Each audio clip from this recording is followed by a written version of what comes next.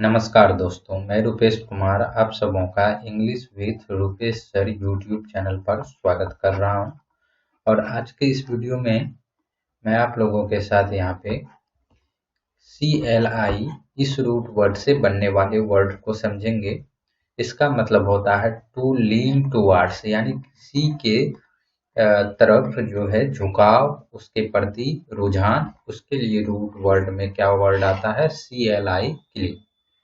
और ये English vocabulary का हम लोगों का डे 36 है। तो चलिए हम लोग यहाँ पे सेशन को स्टार्ट करते हैं। अगर चैनल को अभी तक आपने सब्सक्राइब नहीं किया है तो चैनल को सब्सक्राइब कर लीजिए।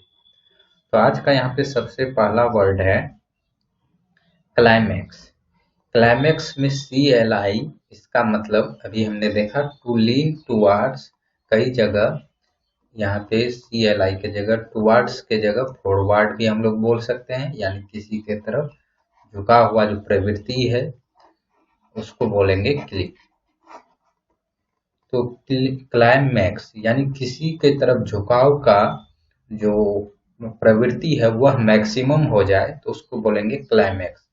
और वो मैक्सिमम कब होगा? जब कोई चीज काफी ज्यादा इम्पोर्टेंट हो, काफी एक्साइटिंग हो, तब किसी चीज के प्रति जो लीन होगा, यानी उसके प्रति झुकाव, उसके लिए मन में जिज्ञासा वो सबसे अधिक होगा। तो इसका आप डेफिनेशन आप बोल सकते हैं, क्लाइमेक्स मतलब हो गया the most important thing, most important thing या इवेंट। इसी तरीके से इसका अदर डेफिनेशन भी ये हो सकता है द मोस्ट एक्साइटिंग इवेंट, यानी ऐसा इवेंट जो काफी ज्यादा एक्साइटिंग हो। अब यहाँ से आपको इस वर्ड का मतलब अच्छे से समझ में आ गया। क्लाइमेक्स क्या है? कोई चीज जो मोस्ट इम्पोर्टेंट है, कोई इवेंट या कोई इवेंट जो काफी ज्यादा एक्साइटिंग है, तो उसको बोलेंगे क्लाइमेक्स। और इसको आप इसका साइनोनिम्स थोड़ा देख लीजिए सो दैट कि आप इसको और इजीली समझ पाए। और हिंदी में आप इसको बोल सकते हैं यहाँ पे चरम सीमा, किसी चीज का क्या चरम सीमा, यानी अब इससे आगे नहीं हो सकता है, यानी ये टॉप मोस्ट पॉइंट है, उसको बोलेंगे क्लाइमैक्स। तो इसका साइनोनिम्स जैसे चरम सीमा के लिए कोई भी चीज अपने उच्चतम स्तर पे चले गया तो उसके लिए वर्ड आ सकता है एपेक्स, क्लाइम। और पीक भी आ जाएगा तो इसका साइनोनिम्स हो जाएगा। इसके लिए कल्मिनेशन, CULMINATION,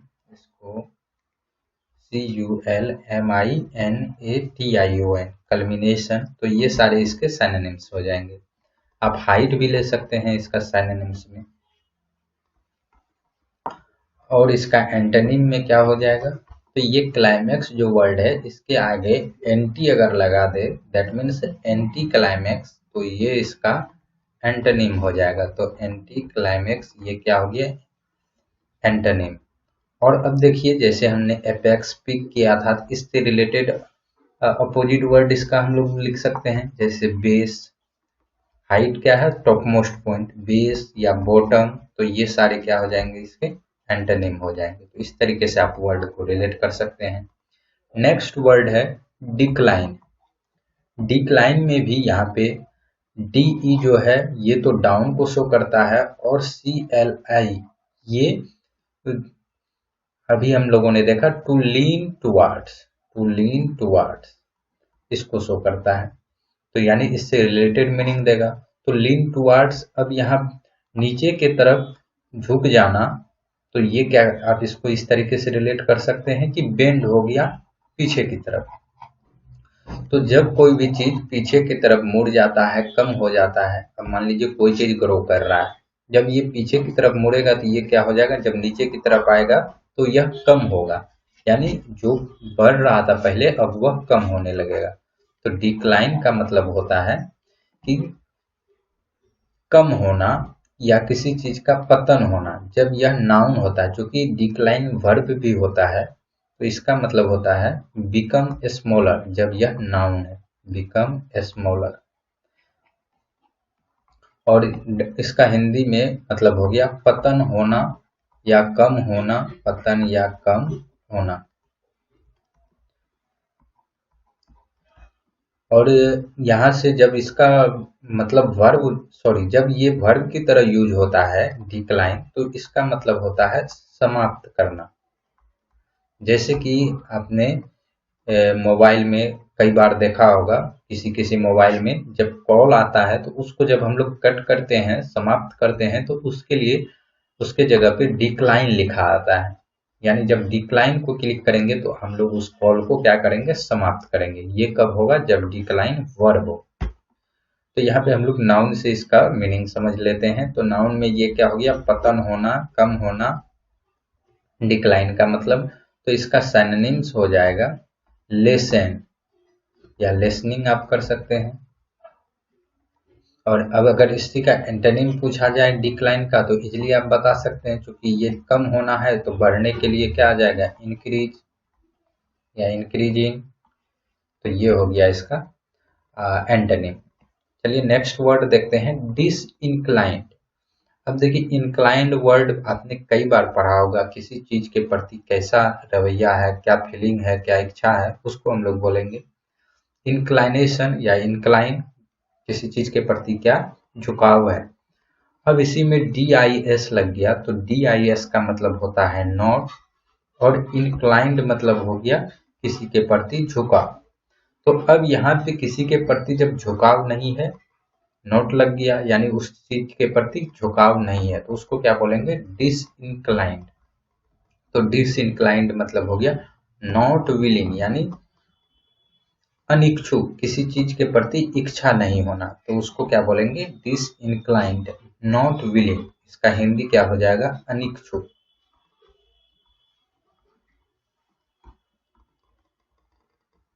और अब यहाँ पे इसका हम लोग चलिए सिनोनिम्स देख लेते हैं कुछ वर्ड। जब किसी चीज में इच्छा नहीं है तो उसके लिए क्या है, रिलक्टेंट है।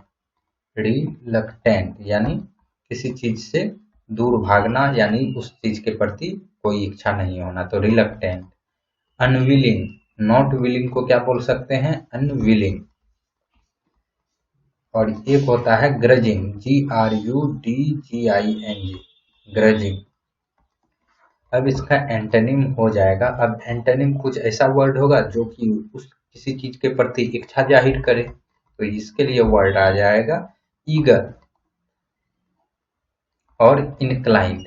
यहाँ से DIS हटा दीजिए, नॉट का मीनिंग हटा देंगे, तो इनक्लाइंड ये क्या इसका अपोजिट हो जाएगा, यानी एंटोनिम हो जाएगा। तो आई होप यहाँ से इन वर्ड्स को आपने समझ लिया होगा। नेक्स्ट वर्ड है इनक्लाइनेशन। तो यहाँ पे इन मतलब हो गया टुवार्ड्स, इन रूट वर्ड मतलब, और CLI इसका मतलब हो गया टू लीन टुवार्ड्स, यानी उस चीज के प्रति झुकाव होना है। तो किसी चीज के प्रति झुकाव हो तो उसको बोलेंगे इंक्लाइनेशन। तो यानी कि किसी चीज का चाव है या कोई चीज अच्छा लग रहा है, तो इसको क्या बोलेंगे, इंक्लाइनेशन। तो कोई किसी चीज को करने की इच्छा, इंक्लाइनेशन। तो इसका डेफिनेशन हो जाएगा a feeling that makes you want to do something, यानी किसी चीज को करने की इच्छा या चाह, उसको क्या बोलेंगे, इंक्लाइनेशन। तो इसका हिंदी में आप इसको बोल सकते हैं इच्छा या चाह। और इसका सिनोनिम्स फिर क्या हो जाएगा, डिजायर। डिजायर में क्या होता है, इच्छा ही तो होता है, किसी चीज के प्रति क्या इच्छा है। तो इंक्लाइनेशन क्या हो गया, किसी चीज के प्रति झुकाव या ऐसा फीलिंग जो कि कुछ करने का चाह हो। और इसी का सिनोनिम्स हो गया ये डिजायर। और एंटोनिम्स क्या हो जाएगा, डिसइंक्लाइनेशन। जैसे डिसइंक्लाइंड था, अगर इसी को हम लोग नाउन बना दें तो इसका एंटोनिम हो जाएगा, तो ये हो जाएगा डिस इंक्लाइनेशन।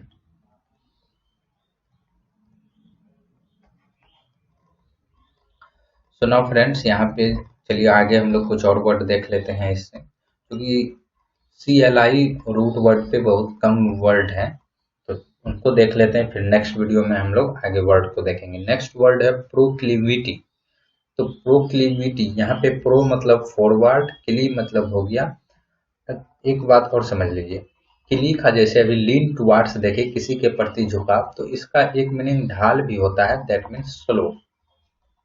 तो यानी ढाल क्या है, स्लोप क्या है कि स्लोप किसी के तरफ ही तो होगा, तो वहां से भी आप इसको थोड़ा रिलेट कर सकते हैं। तो प्रोक्लेविटी इसका मतलब होता है प्रवृत्ति, यानी किसी चीज के प्रति क्या नेचुरल टेंडेंसिटी है उसको हम लोग बोलते हैं प्रोक्लेविटी। तो इसका आपका डेफिनेशन हो जाएगा natural tendency, a natural tendency to do something, to do something, और स्पेशली इमोरल बिहेवियर के लिए, स्पेशली इमोरल कोई गलत अनैतिक कार्य के लिए जो नेचुरल टेंडेंसी है उसके लिए वर्ड आता है प्रोक्लिविटी। और चूंकि अब ये प्रवृत्ति को नेचुरल टेंडेंसी को दर्शा रहा है, तो नेचुरल टेंडेंसी के लिए एक वर्ड आता है प्रोपेंसिटी। तो इसका क्या हो जाएगा, ये सिनोनिम्स हो जाएगा। प्रोपेंसिटी मतलब क्या होता है, किसी का स्वाभाविक गुण, यानी कोई चीज होने पे जो किसी के का जो प्रवृत्ति है कुछ करने का, किसी के प्रति रिएक्ट करने का जो नेचुरल टेंडेंसी है, उसके लिए वर्ड होता है प्रोपेंसिटी। तो आप इसको हिंदी में क्या बोल सकते हैं, प्रवृत्ति। नेक्स्ट वर्ड है रिक्लाइन। रिक्लाइन मतलब होता है, यहाँ पे रूट वर्ड में री मतलब तो हो गया बैक, और क्लाइन मतलब टू लीन टुवर्ड्स, यानी किसी के प्रति झुकाव। और एक मीनिंग जैसे कि अभी आपने देखा कि स्लोप भी होता है, तो क्ली मतलब उसी तरीके से इसी से रिलेटेड हो गया, टू बेंड यानी झुकना। तो ये भी इसका मीनिंग वर्ड में निकलता है क्ली का। तो यहाँ पे रिक्लाइन मतलब होता है कि बैक सपोर्ट के साथ रिलैक्स्ड करना। तो रिक्लाइन क्या हो गया कि रिलैक्स वे में रहना, लेकिन बैक सपोर्ट के साथ, सो दैट की कंफर्टेबल स्थिति में व्यक्ति रह सके। तो रिक्लाइन मतलब हो गया, इसका डेफिनेशन हो जाएगा to lie in a relaxed way, relaxed way में रहना, relaxed way with back support, यानी पीठ पे बैक सपोर्ट के साथ रिलैक्स्ड वे में रहना, विथ बैक सपोर्ट। तो ये हो गया रिक्लाइन। अब आप यहाँ पे इसका सिनोनिम्स, या चलिए इसका हम लोग हिंदी देख लेते हैं। हिंदी मीनिंग में आप इसको बोल सकते हैं सहारा लेना, पीछे पीठ पर किसी का सहारा लेके रिलैक्स्ड वे में रहना, तो यानी सहारा लेना, या पीछे की तरफ झुककर कंफर्टेबल पोजीशन में रहना, उसको हम लोग बोल सकते हैं रिक्लाइन। तो ये हो गया इसका हिंदी। अब इसका सिनोनिम्स क्या हो जाएगा, तो सिनोनिम्स हो जाएगा लोल, LOLL। इसका मतलब भी होता है कि कंफर्टेबल पोजीशन में रहना। लाई भी आप बोल सकते हैं, लाई डाउन भी हो जाता है इसका सिनोनिम्स। तो इस तरीके से काफी सारे वर्ड बन जाएंगे। और इसका एंटोनिम क्या हो जाएगा, क्योंकि जब हम लोग यहाँ पे जैसे मैंने बताया कि इसका मीनिंग बेंड के सेंस में भी जाता है, तो यहाँ सहारा लेके पीछे की तरफ रिलैक्स्ड वे में झुक कर रहना, कंफर्टेबल पोजीशन में रहना। तो इसका एंटोनिम क्या हो जाएगा, क्योंकि यहाँ पे कंफर्टेबल पोजीशन में झुक के है, तो यहाँ पे इसका एंटोनिम हो जाएगा स्ट्रेटेंड, यानी सीधा रहना। तो ये हो जाएगा इसका एंटोनिम। तो ये हो गया ये CLI रूट वर्ड से वर्ड। तो यहाँ पे चलिए ये वर्ड अब समाप्त होते हैं। अब जो नेक्स्ट वर्ड है वह रूट वर्ड कॉर्प पे है, या कॉर्पो, या कॉर्पोर, या कॉर्पस। इन सभी का मतलब होता है बॉडी, यानी बॉडी। इजिली आप लोग समझ पा रहे होंगे। ये कॉर्प, कॉर्पो, कॉर्पोर और कॉर्पस, ये वर्ड को हम लोग नेक्स्ट सेशन में देखेंगे, यानी डे 37 में।